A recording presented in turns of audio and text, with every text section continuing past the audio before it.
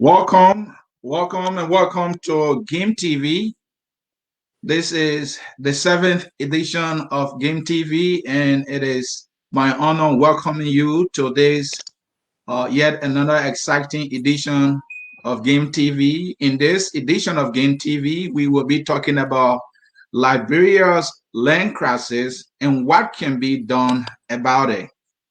For this very, very important topic, we have Dr. Emmanuel Urey, who is a land right advocate and also the executive chairman of the grassroots alternative movement Liberia Dimension, here to discuss this very, very important topic. So stay tuned, share the show, and let us get started as I invite Dr. Emmanuel Urey. Dr. Urey, welcome to Game TV. It is my pleasure having you, sir.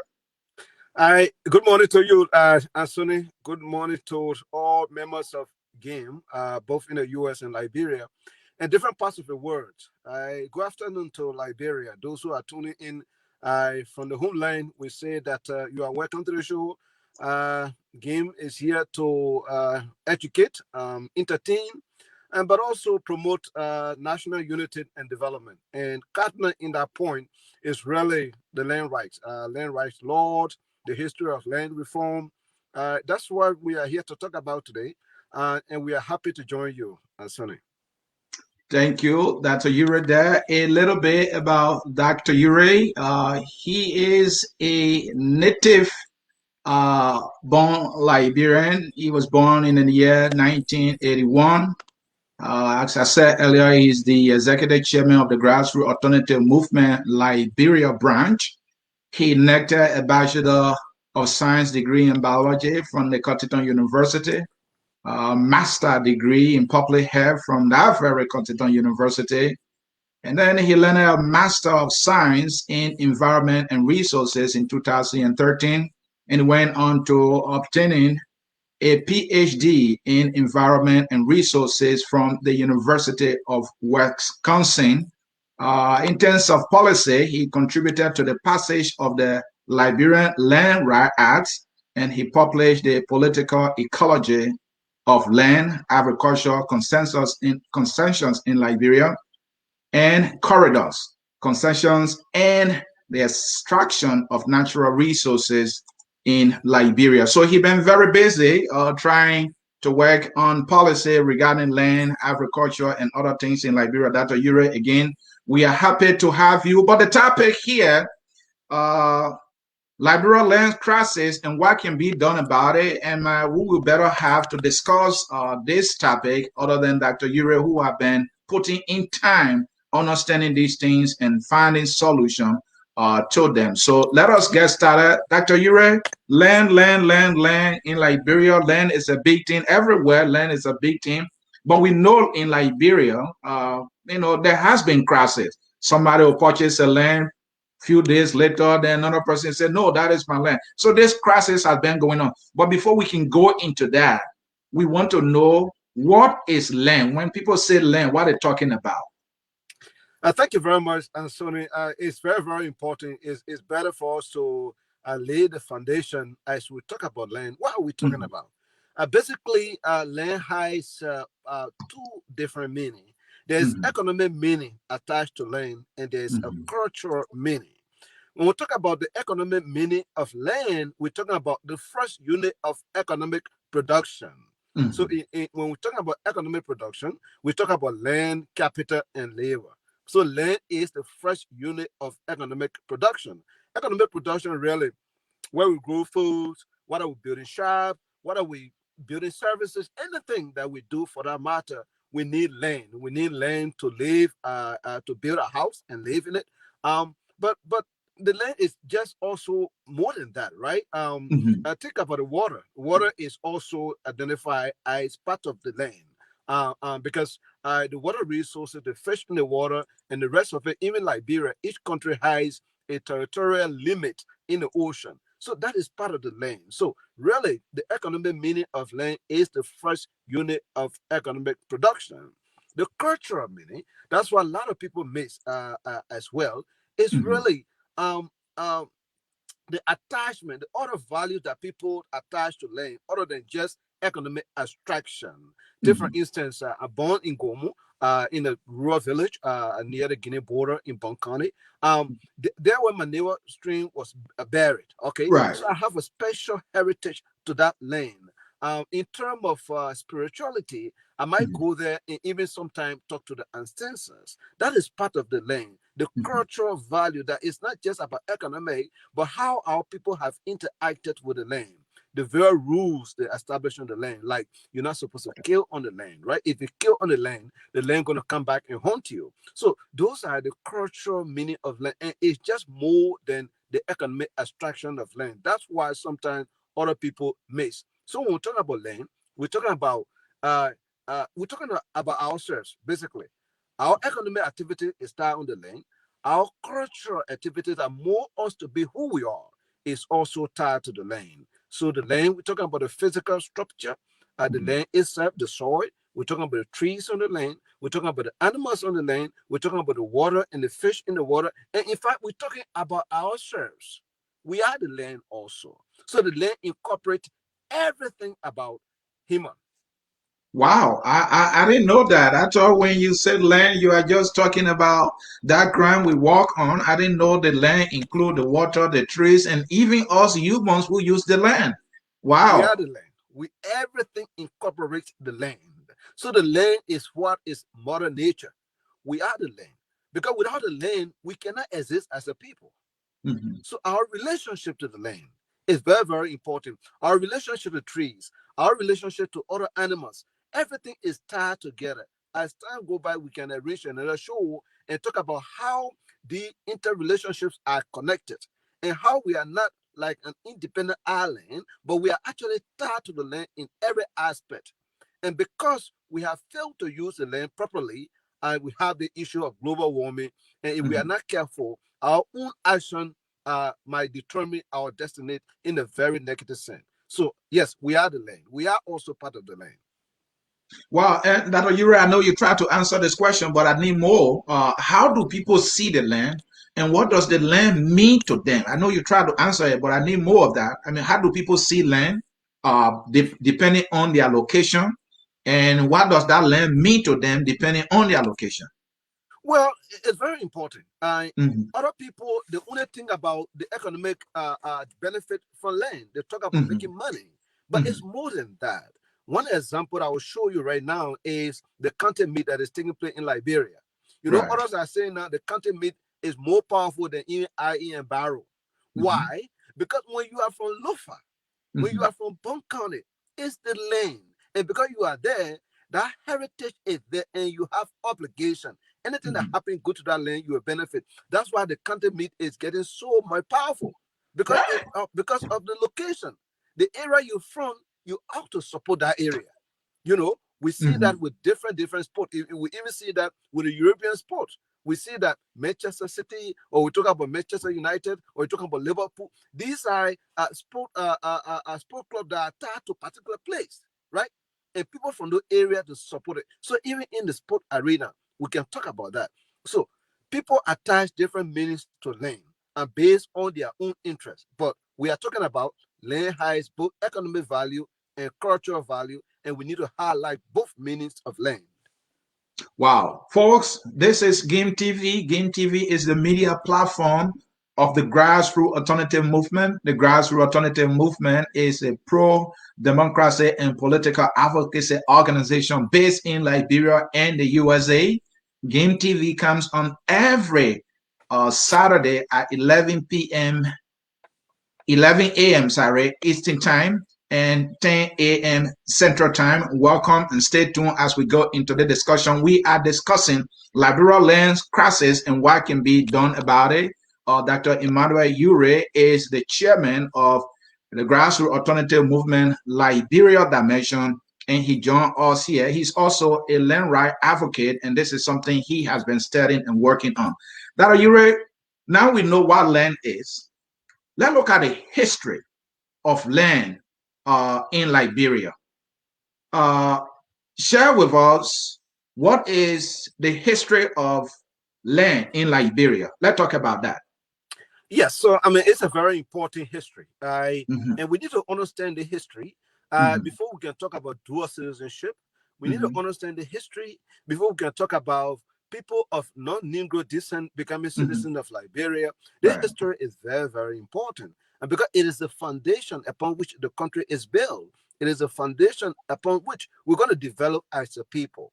The history of land in Liberia or land reform in Liberia, we can categorize them into various categories. We have the initial encounter of the African Americans, those who founded Liberia, who returned to Liberia, I mean, who went to Liberia. I hate to use the word repatriate or even Mm-hmm. return, because Mm-hmm. at the time, these people, they have been in slavery for more than 300 years. So at the time they went to Africa, they were never African anymore. They were Americans, right? Over Mm-hmm. 300 years of existence in the United States. Mm-hmm. The people who went to Liberia were never Africans, even though they were black, but they were Americans. So the first one, 1821. So there's a piece of land, the Providence Island, that is Mm-hmm. quote unquote bought, right? That but is in quotation because it's very, very controversial in the Mm-hmm. literature. Some people say the kings were forced on a gunpoint. Some people say Ella Iris and the other guy, they pay about goods that amounted to $300 Mm-hmm. if you calculate the value at the time.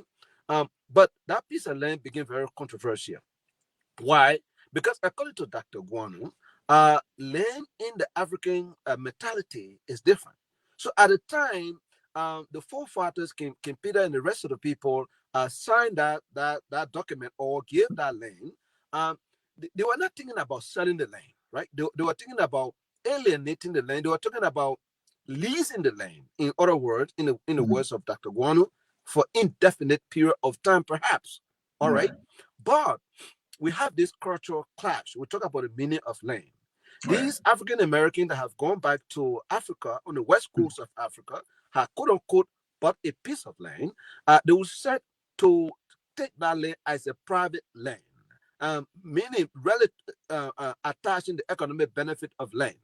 Right. In the eyes of the Africans, it was not the case. Land was a common resources. So we have the cultural clash, moving from Providence Island to up Monrovia and acquiring more and more land.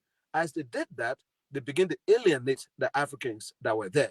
You say you gave the land, we bought this land, we acquired this land. So for that reason, you don't have place here any longer, right? You can't use the place the way you use it Right. before. So Mm-hmm. because of that, we see a lot of different war, right? We have war with the indigenous people, the African American. We see different war.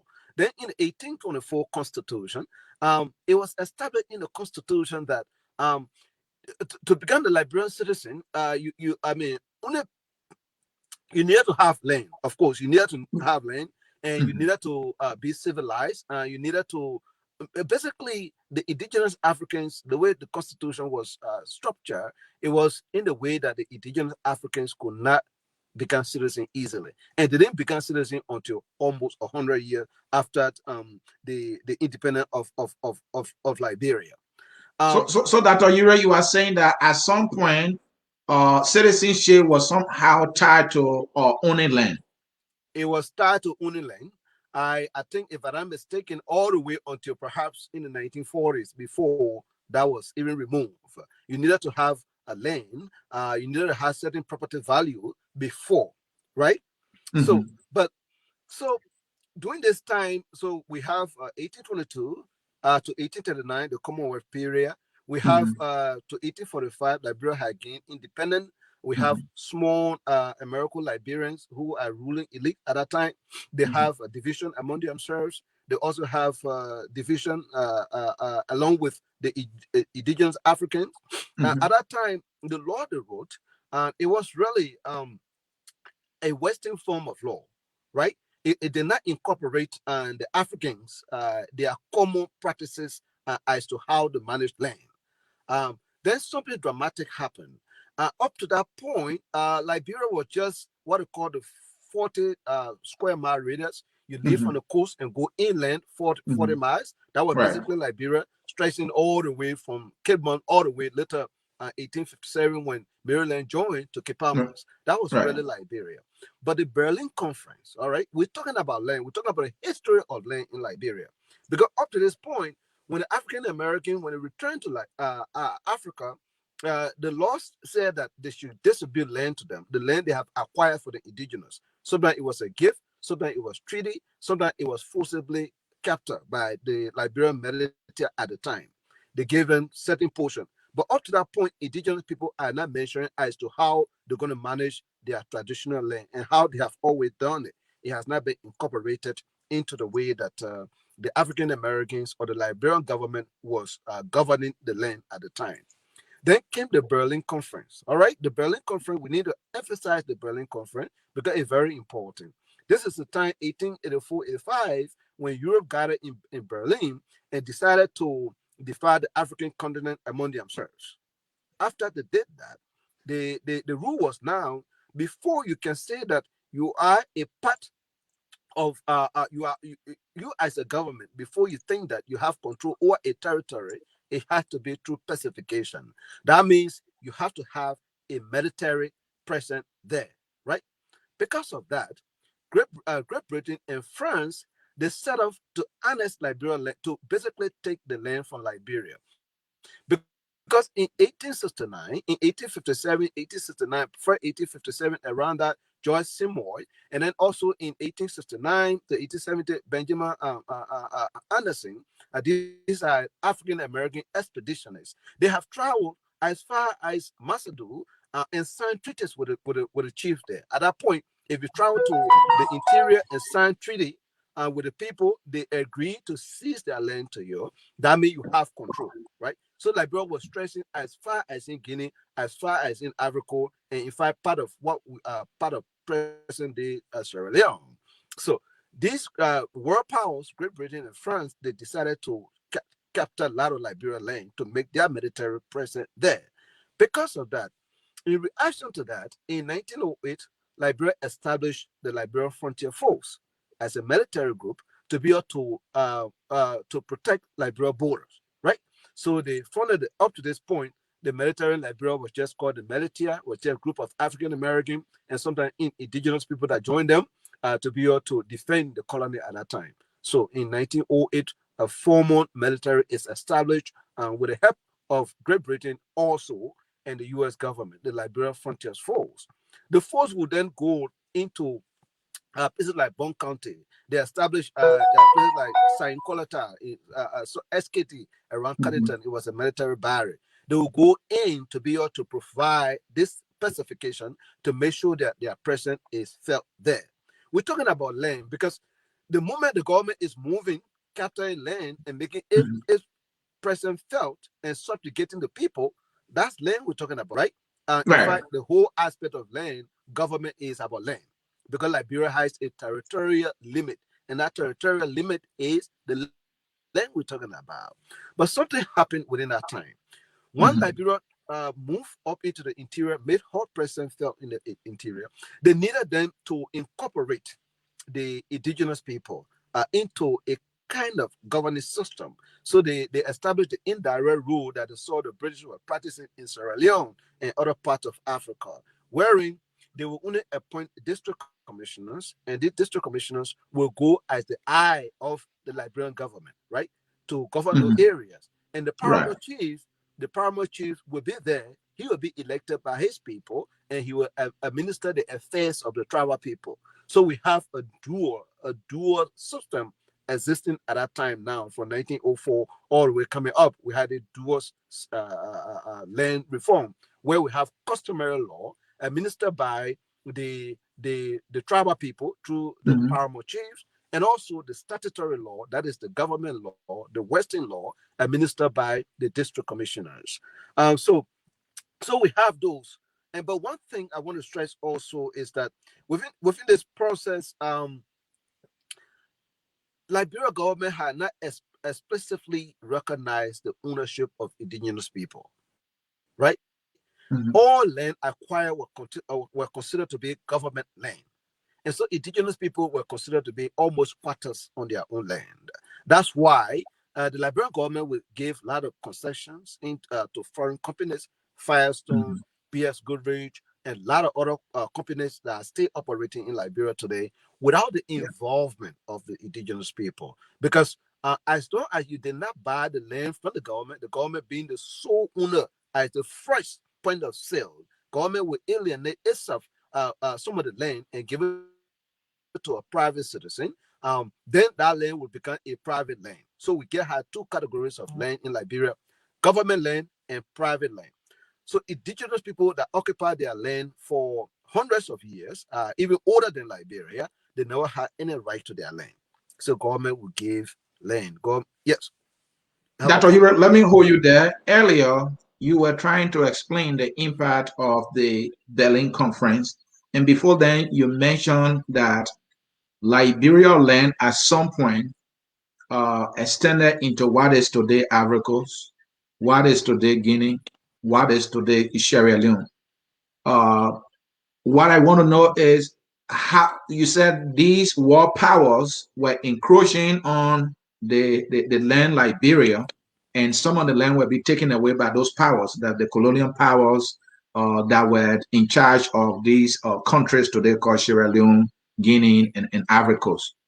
So what I want to know is, it said that Liberia could not protect our own land at a time for which these world powers came and then snatched, or they didn't negotiate at a time with Liberia. How did that happen?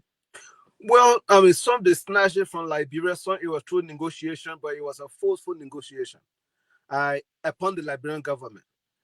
Because Liberia Mhm. established a small country. Mhm. At the time, the entire continent was called the Dark Continent of Africa. Black were considered to be inferior of self-governance. They could not rule themselves. And so Liberia as a country faced a lot of problems. Liberia faced a lot of international pressure, but also internal pressure because these people we call the American Liberian today, they established and declared themselves independent. They had division among themselves. The light skinned American Liberian and the dark skinned American Liberians. They could not hold together. One being the light skinned more likely were house slaves, were the children of white men who had something to do with black women, right? They had certain privileges in society in the United Mhm. States. Some of them Right. got education. The dark skin were the plantation workers. So that type of division existed in Liberia. All right. But then when it came to the American Liberian versus indigenous, there was a binding point for the light skin and the dark skin to come together against the indigenous people. As a small country without resources, that was a lot of pressure on Liberia. And in the face of that, Liberia was doing quite well in the 1940s and 1950s and 1960s, but competition from other parts of the world, especially coffee. You know that we have this coffee again. We're talking about the land. We say the tree, also the land. You know Yeah, we have yeah, the but that you hold that thought. I want us to get as I want to get something clear again on the history there. So tell me if you know, or just about an estimate or so.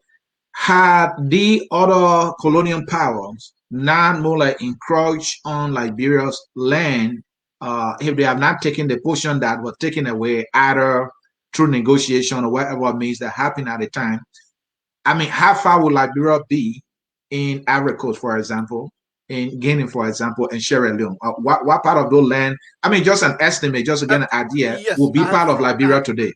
I have seen some number as far as 200 miles Hmm. um, from the current boundaries up into Guinea or something in Ivory Coast. Hmm. So it was quite a massive land.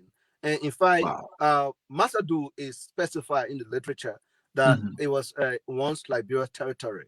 It was a very big territory. Liberia, because at this point, prior to the Berlin Conference, again, a certain government claiming a territory to be theirs was to more more likely sign treaty. All right, you either sign a treaty or you wage war, right? And Right. capture the people.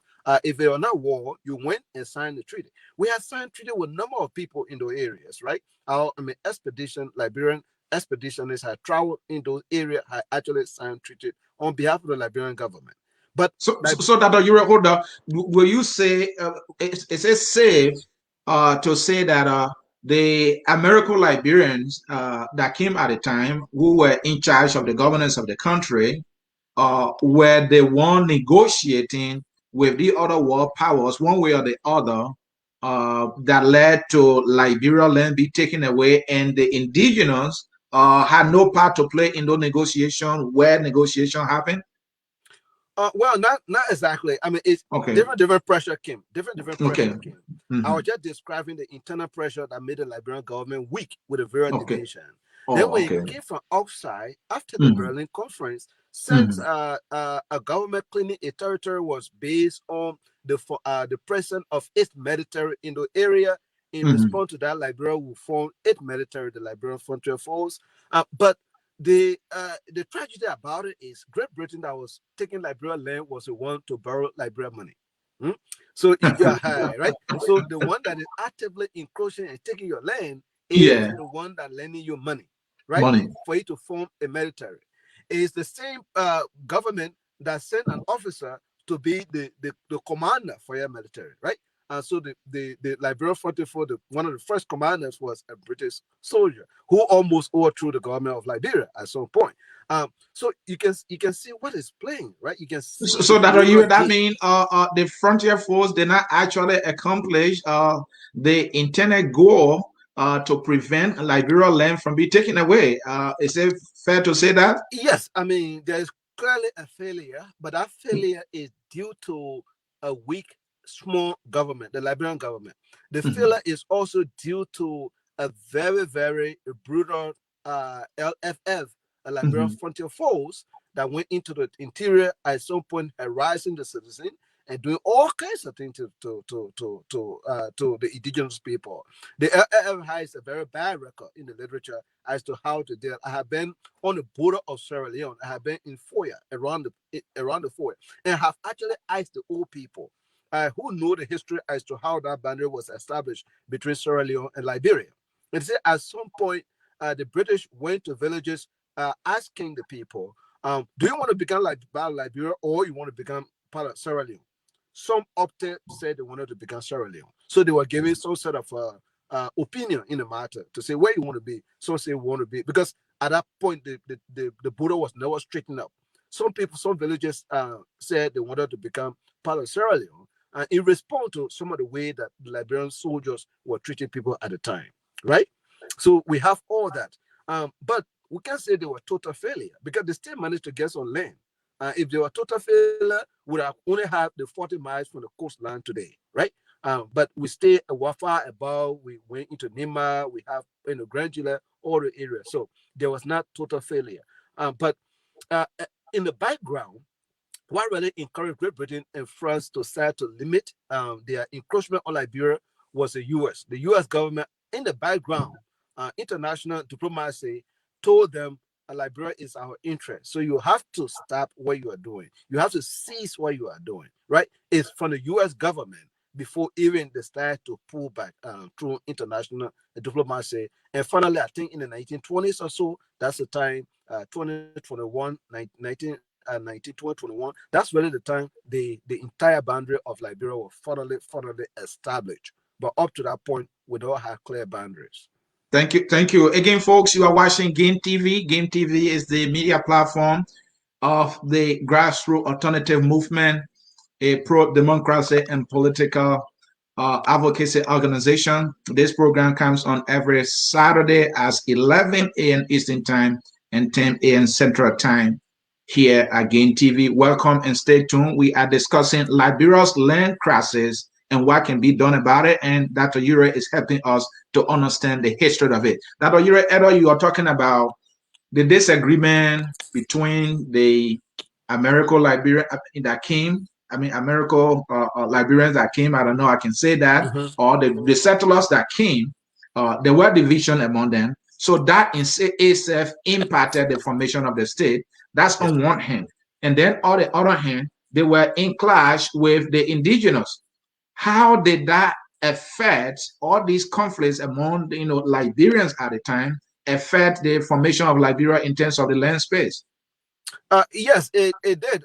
Significantly it affected Liberia because Mhm. what happened is that we saw indigenous people resisting, right? Resisting the Mhm. American Right. Liberian rules.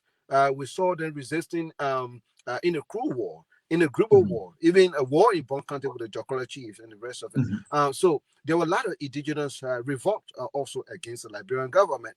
As a strong, weak government, that was quite tough on the government. They never have money.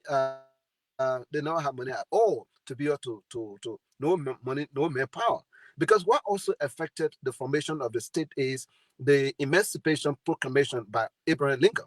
All right, I say that because in 1863, 1864, around that time, when this let me get a year right, but anything between 1860 to 1864, mhm, when the proclamation was established, was pronounced and freeing everybody in the United States, that brought some attrition to African American migration to Liberia, right?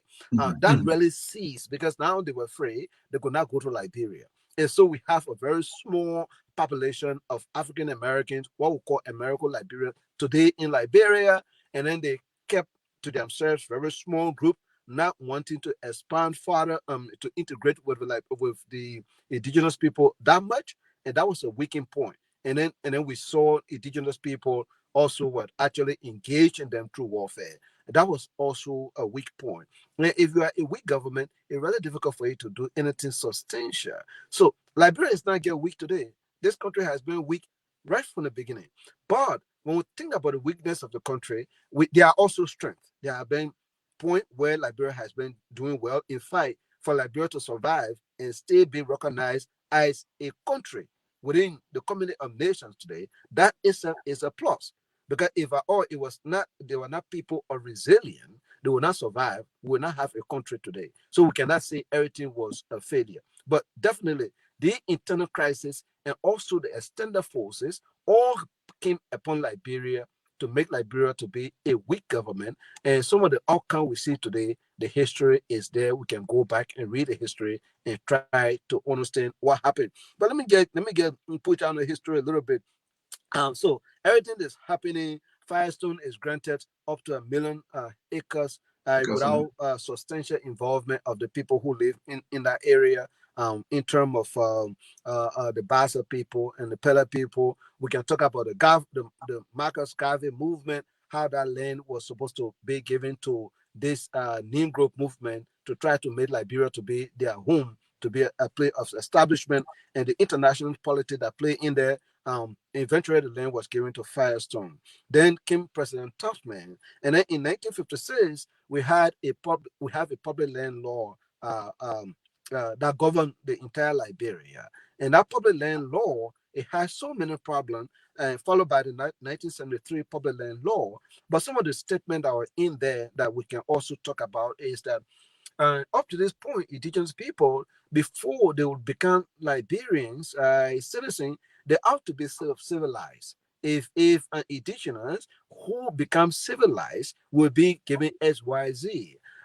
We can debate the concept of civilization. What is it you're talking about? Is it an indigenous people, I mean, person to wear Western clothes or go to a Christian church before or eat an American life food before he or she or speak the English language, before he or she is considered to be civilized? That's a point of argument in the literature.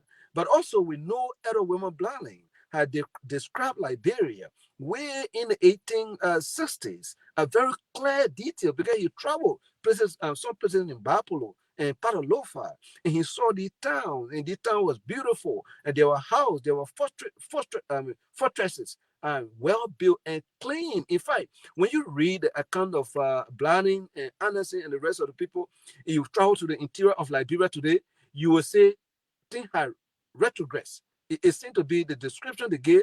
It's not like that today. So it's, wow. if a civilization was becoming modern, you could even argue maybe we are Mhm, not becoming modern as those people were, right? So at a point, in the 1956 and 1973, they introduced the issue of the instrument called travel certificate. Hold me up mhm, anytime, okay? Just hold me mhm. up because I like to talk about this stuff. So I'll Right. be talking about it. I'm not going to get tired until you say, "Hey, let me call you up to this Yeah. one." But they introduced an instrument in the 1973 public land law called travel certificate. I mean, the history is important. I think we might come back on the show to be able to Mhm, continue because we'll not be able to finish everything today. Um, mhm, Travel certificate was introduced as a form of people who wanted to acquire part of the public land. We said up to that point, government land and private land, right? The only two categories of land in Liberia.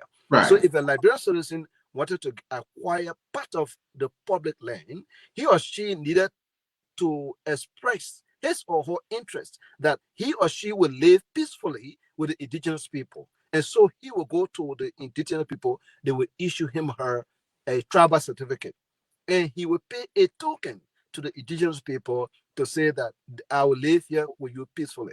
That tribal certificate, uh, yes, go Yeah, ahead. Dr. Yura, I just want to ask the question. As Mhm. it is right now in Liberia, can we say the land, who really owns land in Liberia? The question I'm asking is it the government that owns the land or the tribal people owns the land? I know individuals purchase land. I see that individual purchase land for individuals who own bigger parcels or space of land, right? But then we hear about this thing, eminent domain. I mean, what I'm trying to get at is who owns the land in Liberia? Are some land owned by government and some land owned by private citizens or tribal people, or I just want to know. So this is the point now we can talk about the land rights law of 2018. All right. Okay. Hmm. Um, we can brush up the history and then and come to answer your question. The land Yeah. right law of 2018 passed in signed, passed in September and signed into handbill, published Hmm. on October, I think October 10 or 12, 2018. It's the Hmm. law we have now that govern Liberia. Who Hmm. own lands in Liberia? I Private individuals own land in Liberia, private land holders own land in Liberia. The government owns land in Liberia.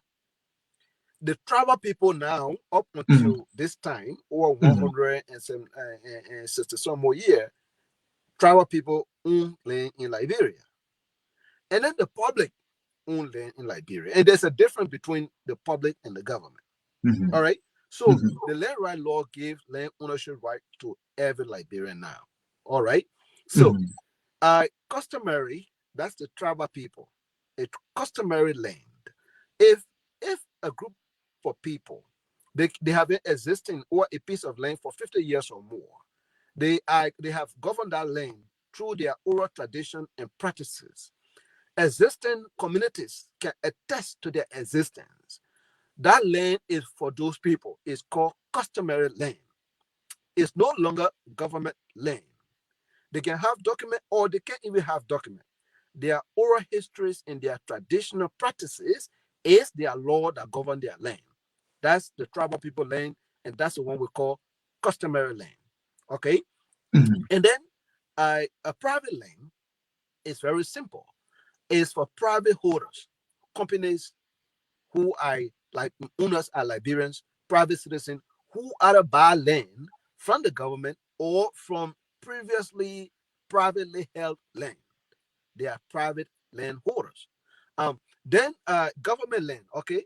Government land up until the point of the passage of the law and going forward, land that government has developed, the University of Liberia, where government houses are, like the 14 military barracks, Yeah. or the CARI, the Central Agricultural Research Institute, or the various Hmm. military barracks. Those land that government had developed have actually done some physical structure development on those land. They are called Hmm. government land, right? Hmm. And then the public land now. Let's say we subtract all the private landholders, owners in Liberia, all private land, and these people we're talking about customary or traditional people who have land, the law recognizes them now. We subtract their land, and then we subtract the government land. Is there any other land remaining? If any other land is remaining, it's called public land. Public land is to be managed by the government on behalf of all Liberians. Let me hold you there, Dr. Ure. Let me hold you Please. there, Dr. Ure. Now, earlier, you defined land as not only the land space that we walk on, and that it includes the water, the mineral underground, the trees, everything. In the case where a land is what you consider as a customary land, In my hometown, my grandfather had been on that land and been managing it for that long. So it's customary land. We can say that his land. Yes. When gold is discovered or diamond is discovered and is brought to the attention of the government, who owns that mineral? The government or my grandfather? So what the land right law did was to Mm-hmm. try to strike a balance. Okay. It is a tricky issue because Okay. the Constitution has Mm-hmm. specifically stated that mineral resources are for the government. Okay. The I for the government. The government should be the one with the statutory power to extract all mineral resources and Okay. use it on for the benefit of all Liberians. So mineral are held within the confine of the government. And those of us who advocated this law, we wanted that to be changed. We wanted the mineral resources also to be for the landowners. Doing so would have get undermined what we're trying to do because it required changing the constitution. Mm-hmm. To change your constitution, you need to go through a referendum. It's trivial to do. What we did and were successful in doing, your grandfather, if a gold or diamond is discovered on his land, um, before the government can extract that, the government should be able to obtain free, prior, and informed consent from your grandfather. What that means is that is a standard international phrase: free, prior, and informed consent. That Mm-hmm. means he has to agree. If he doesn't agree, they can't. In that agreement, he has to demonstrate his interest that you're taking this goal. When you take this goal, you're going to be eroding my land. What are my benefit associated with this? It all has to be agreed upon before the government can exercise its statutory jurisdiction by extracting the mineral resources. So that applies to every customary land. The government should obtain free, prior, and informed consent. And that is a standard international phrase with a clear definition, procedure, how that's supposed to happen. And when that takes place, the government will extract the land, but your grandfather and every tribal Liberians on their own piece of land should be able to get some benefit out of the mineral resources. Wow, excellent, excellent, excellent. Folks, you are watching Game TV. Game TV is the media platform of the Grassroots Alternative Movement. The Grassroots Alternative Movement is a pro democracy organization registered in Liberia and also in the USA. You can look us up on www.gameliberia.org. Right behind me, right there. And then if you wish to join this institution, you can very well so do. Dr. Urey, land in Liberia, we know it's a big issue now. People selling land, reselling land, and the conflict and all that. So before we can come to the law, the Land Commission and the Liberia Land Authority, those two institutions, I mean, what is the work that they do? I want to bring you, take you back to the war, all right? The post-Civil War's land reform. So before the war, I didn't hear much noise about land, maybe because I was in Grand Crew then. And then after the war, I came to Morovia. So I started hearing small, small noise. So talking about the post-Civil War land reform, before the war, was there much trouble or fight or confusion or crisis about land? Or it just started happening after the war and why?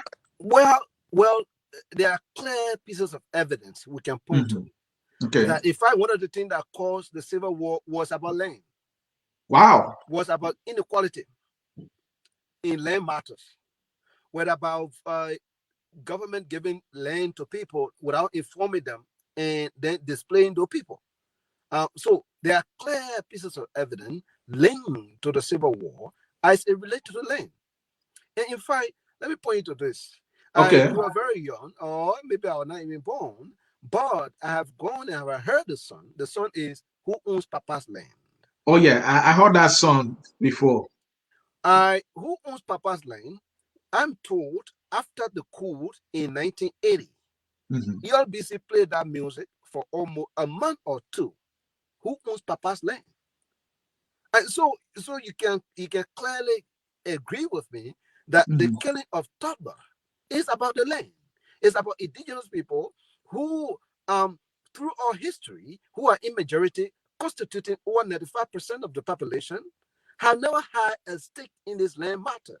This land is called Liberia to govern this state. Even though we can talk about Torwald, who began a tragedy of over 130 years, American Liberian ruled oligarchy form of government. Torwald it will pay the ultimate price, but the song is played because of the land. Who owns Papa's land? The indigenous people now they own their land, right? But let me bring you Mhm. another fact to that. After Okay. the Civil War in 2008, under Dr. Sawyer, Dr. Sawyer and the Governance Commission, they conducted a nationwide consultation, and they were asking the question, what is likely that will cause Liberia to go to war again? That was the question they were asking.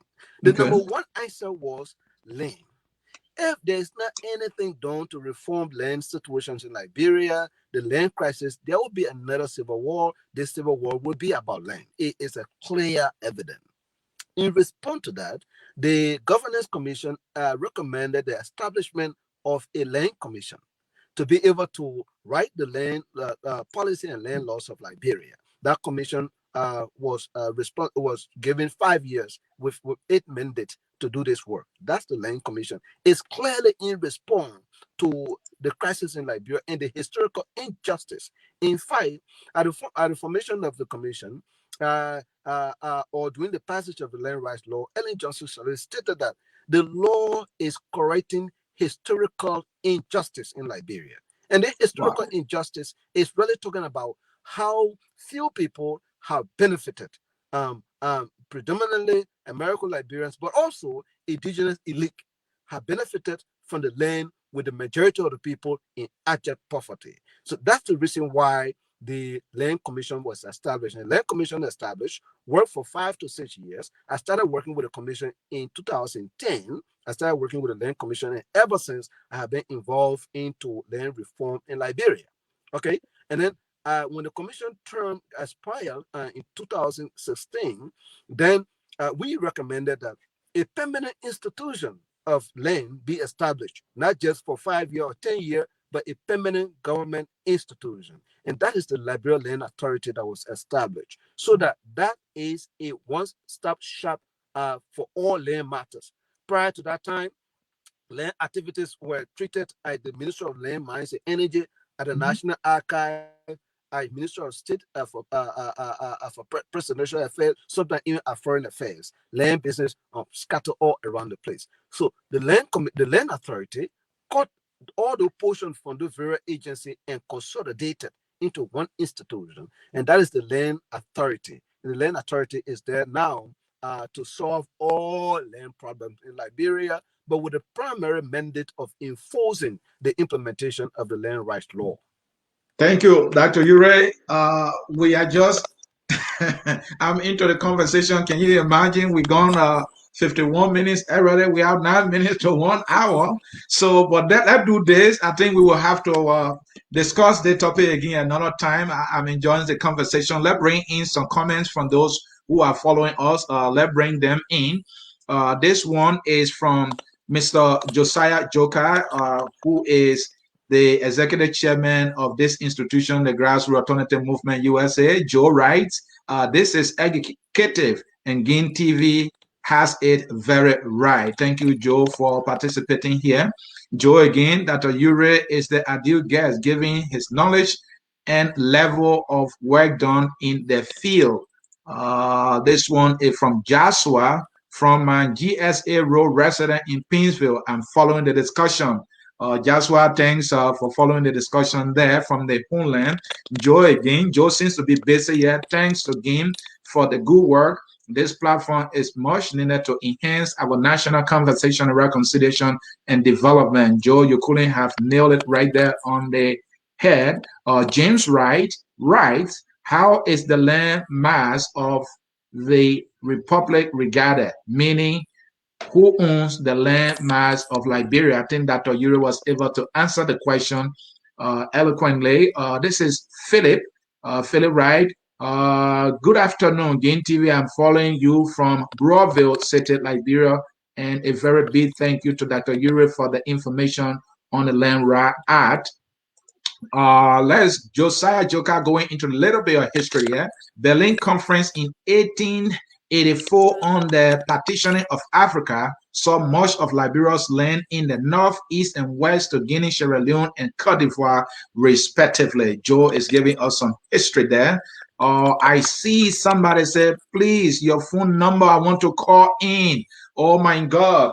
I hope Henry is still available. Henry, hold on. Let me give you a number that you can call that Oyure gave me sometime here. Let me throw a number in here quickly. Let me throw in a number quickly that he can call so that he can participate. That number is 651 651 let me put that number on the screen. Yeah, if you call this number, you will be allowed to participate. If you call that number, you will be allowed to participate. Again, the number is 651-399-1614. 651-399-1614. If you do, we will take your call. We would like to hear from you. We would certainly love to hear from you here again, TV. Dr. Yuri, bear with me. Let me make the necessary adjustment so that when the gentleman calls, we can be able to get him in. So that is the number. We are going to the comments. The comments are very informative. Let me see. This one is from Vivian. Morning from my end, watching from Arrow Eye, that is Rhode Island, I believe. Clubo Sumo Johnson Bar, watching from downtown New York. Man, what is going on there in downtown New York? James Wright, he's saying when concessions agreements are made and acres of land are acquired from the traditional people, example Firestone, and the concession no longer exists, do the land go back to the traditional people? Dr. Urey, you need to answer that one. So that would do it for comments as fast as I can see. So, Dr. Urey, starting with this question on the screen. Important question. The question is Mhm. very important. The answer is yes. So the land rights law clearly states that when a concession expires, the land reverts to the original owners. Okay, this is one point also in the argument, because during the passage of the land rights bill, some of us were advocating that the way prior concessions have been given, they were granted so unfairly and so with a lot of corruption in the midst of it. We're even thinking about cancering them. But you know what? Government is continuity. So the government said, if we undo what previous government did, it will come back to haunt us. These international developing companies can actually sue us into international court. They will be right. So we cannot undo. Law cannot be retroactive. So let us start here and go forward. Again, those of us who have worked with our tribal people and we have them at heart and we're advocating for them, we're able to go around again to make sure that something is in it for them. So most of the concessions, they are reviewed every 5 years. We negotiated and we were successful. That their leadership will form part of the review process, and they will advance the interest of the landowner in the existing review going forward. But to answer your question, yes, when the concession expires, the land go back to its original owner. So if the land was one for the tribal people, the concession expired, that land returned to the tribal people. That's it.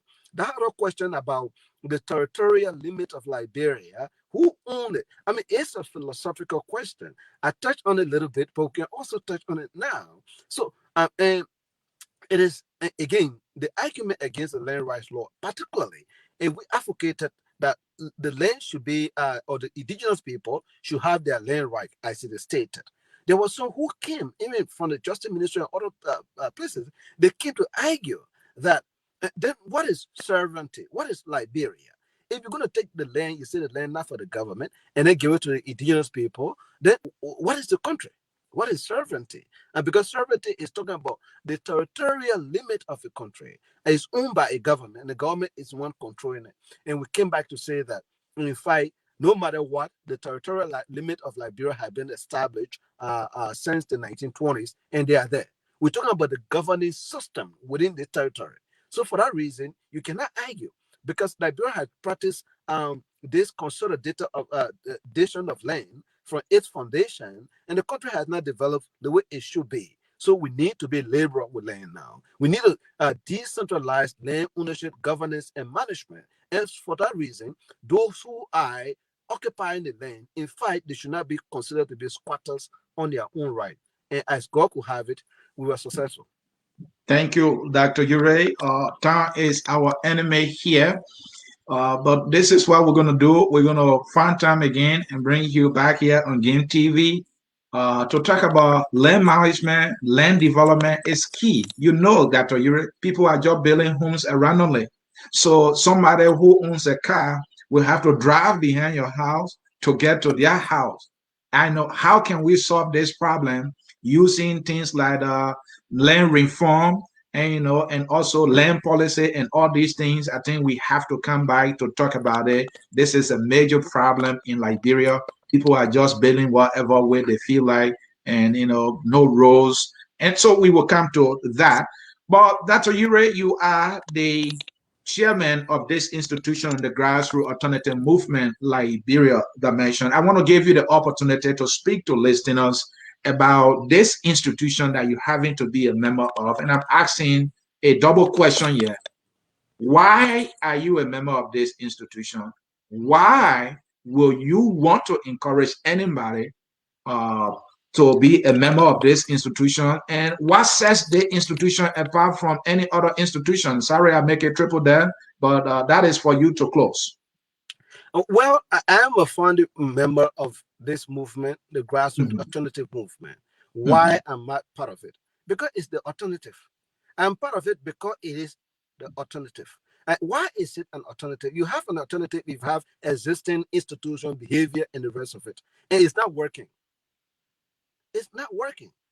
The usual politics of lies, the usual young people constant demonstration, the usual University of Liberia Palawa Hall, Zuboy, students not studying, they're not reading anything. It's not working, right? It's not working. There need to be an alternative. The usual, we will fight corruption, we'll fight corruption. At the end, they are also corrupt. It's not working. We need alternative. So I'm part of the movement because it is an alternative movement. It is an alternative movement comprising both young, old, Liberians and friends of Liberia who are determined to change the country not only through voice, but through deeds, through their own behavior, living the example of what a good citizen is supposed to do, look like. Um, I mean, a good citizen, respectable citizen, hardworking, integrity, and all the good attributes of human that come together to build a strong and lasting institution. That's the reason why I'm part of this institution. It is an alternative, and then I ain't going to be successful as an alternative institution. If we cannot change ourselves, we cannot change Liberia. If we cannot really sit and think about our own self and say what we need to do to succeed as a people, we cannot have an impact on a larger society. And because of that, that's why I'm part of this institution. I'm encouraging everyone, anyone who believes in me. Anyone, I mean, I've been a student leader a very long time. I've done so many work up to this point of my professional career. I know a lot of people. And a lot of people know me as well. If you know me and you really trust some of the things I have done, then I ask you to join this movement. It's very, very open to everybody. All you have to do is GAM.org,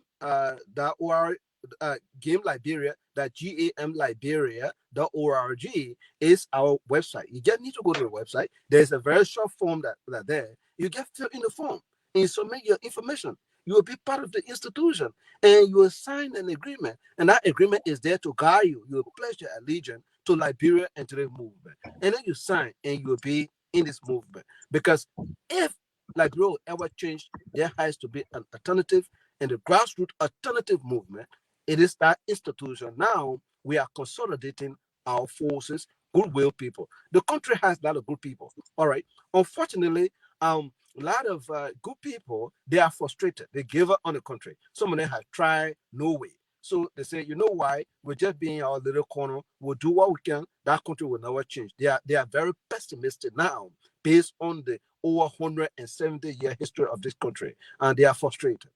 Game is reaching to them and say you can't do so. Because if you do so, it's not going to improve. It's not going to change with wicked people, with corrupt people, with people who want to get loud mouth. They want to know how, and they are so dishonest. They will stand and talk and actually pretend and go back and do something completely different. These are not people that will change the country. So don't sit back and say, oh, I'm giving all Liberia that country. No. If you are good, join us. Because you cannot do it as an individual. We cannot do it as individual. All the good heads need to come together. And then when we come together, there is power in our numbers. And we can be able to move the country forward through agriculture, through education, through human resource development, and everything you think about. So let's find some time and talk about game even more, but talk about the land right law itself. We get touch on the law a little bit today. We didn't go in detail. I'll be happy to come back. Dr. Emmanuel Urey is a member, an executive member of the Grassroots Alternative Movement. He is the executive chairman of the Liberia branch of this institution.